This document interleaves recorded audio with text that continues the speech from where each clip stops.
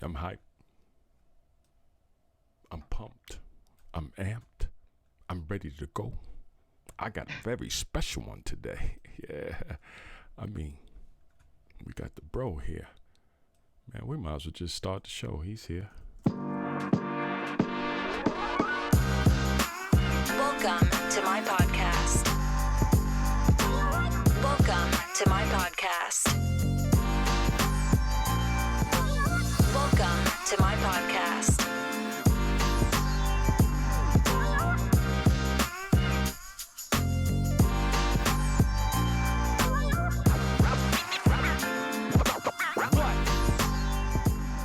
Yeah. I ain't gonna lie. I'm hyped. I am really hyped about this one. I got a brother in the house today, man. Terrell Blair is in the house, I must say. He's here. He touched down. He in the building. Yes, I must say. Yeah, I'm excited. Terrell Blair is in the building. Mr. Hood Life. Mr. Crack DVDs. Back in the day, he did his thing. He's still doing his thing. Consistency. This is what pays the bills, ladies and gentlemen. Consistency is what really pays the bills. Terrell, what's good, brother? Yeah, man, I want to thank you first and foremost, man, for the interview in itself. It's rare that I do interviews. I don't really do them, man, but when I'm in tune with the individual, their brand, and what they stand for, I'm all for it, man. So I'm good. I'm feeling blessed, man. I'm loving the fact that I'm here, man. You dig? Hey, we're loving the fact that you're here. To be honest with you, Terrell Blair stepped in the building, and he said he was going to step in the building, and he stood tall on his word. He is a man of his word, I must say. T, what's been going on, man? Talk to us, man. Matter of fact, I really want to introduce you right. I want the people to really know. Matter of fact, I want you to tell the people. Tell the people who is Terrell Blair. Introduce yourself to the people. My name is Terrell Blair, officially from the Bronx, South Bronx, that is. 47 years of age. I'm healthy. I'm loving life. Have a great family. But more than anything, not even more than anything, that is the more of it, you dig? Right. But I officially started out in the hip hop game. I want to say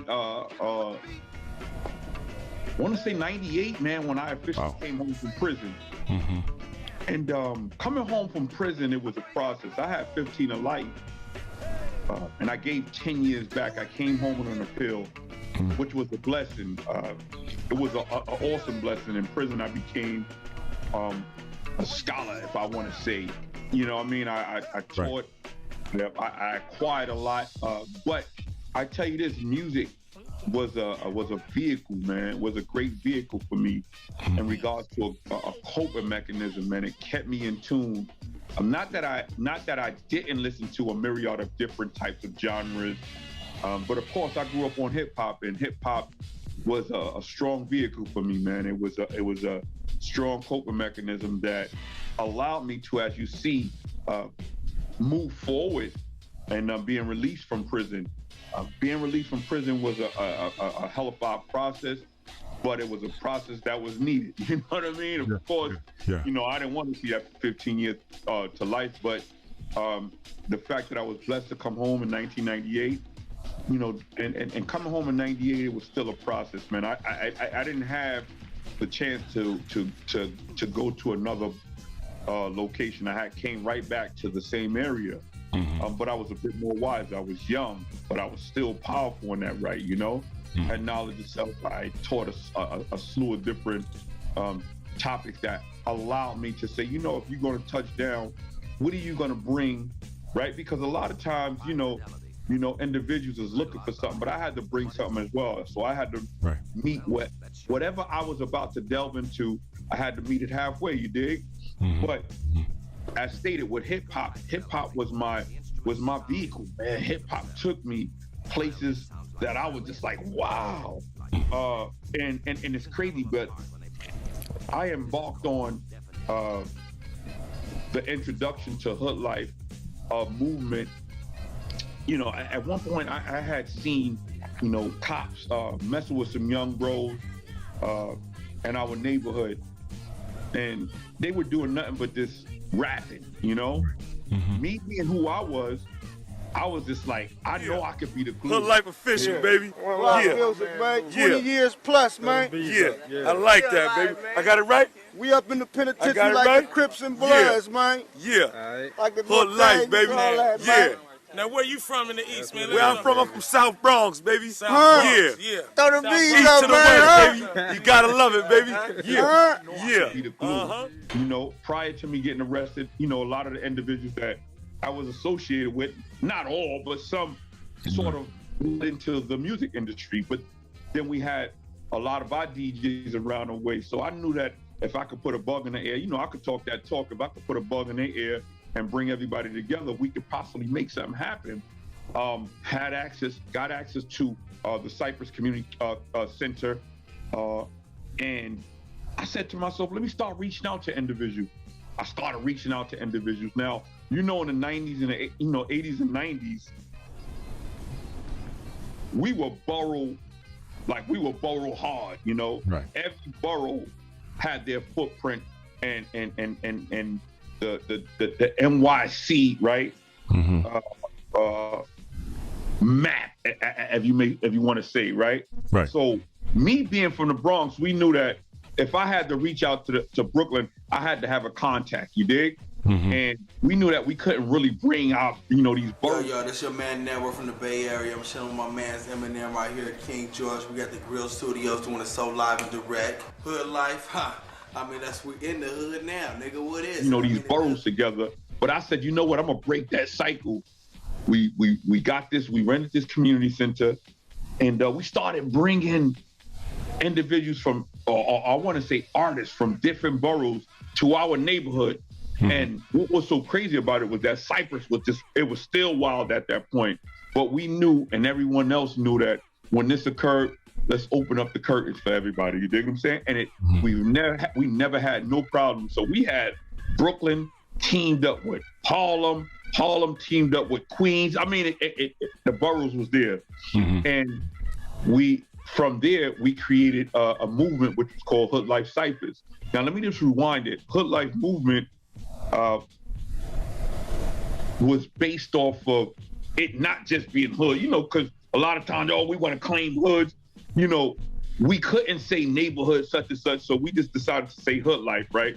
And Hood Life was just a myriad of different hoods, not only just in New York, but in the world. We wanted to bring that together. So this is where Hood Life Movement came from, and this is where Hood Life Cyphers. Now, Hood Life Cyphers were, if anyone knows, Cyphers, this is like a little mini circle, you know what I mean, where a team of individuals, be that of anybody, would come together and, you know, do what they do. So we started creating Cyphers, and in these Cyphers, they were just individuals that was battling. So we initially started off battling. My niggas act the fool, you see? See you get buried with your jewelry. I heard you stealing game and maneuver your V. Your body will get dumped in that blue sea. Truthfully speaking, it's my fault for leaking and not leaping. The reason we get this bad treatment. You give off an Annie a portion of your Grammy, and pay Pac's mama a portion of that money. Someone in your family violated the law. Me and your girlfriend, I heard that before. But it's all love. We on some real bi-coastal shit. New York meets Cali. It was all about battling. There was no money involved. There was just the sport of battling. There was no writtens involved, right? You came there and you battled. You know, we had the best of the best that came there, man. The Fred the Godsons, the P's, man. The Loaded Lux, Streets, Fox. I mean, we had them all, man, that came through our channels. And once again, we didn't realize that it would get this far. And it got to a point where we started going to other states. So let me just fast forward. You know, fast forward 12 years down the line, I wound up putting out 25 DVDs up on 2 umbrellas, man, which was Hood Life Ciphers and Crack DVDs. And in that journey, man, like I said, I was able to travel to a wealth of different states. I was able to hit certain hoods where the typical individual couldn't get into unless they had that pass. And don't get it twisted, I got that pass as well. And now let me ask. I never went out there thinking that I was, you know, oh man, I'm from New York. Man, I don't care about none of that. You dig what I'm saying? You know, they hoods as well. You dig what I'm saying? They are individuals that are part of that same cloth, man. So yes, it was definitely a journey.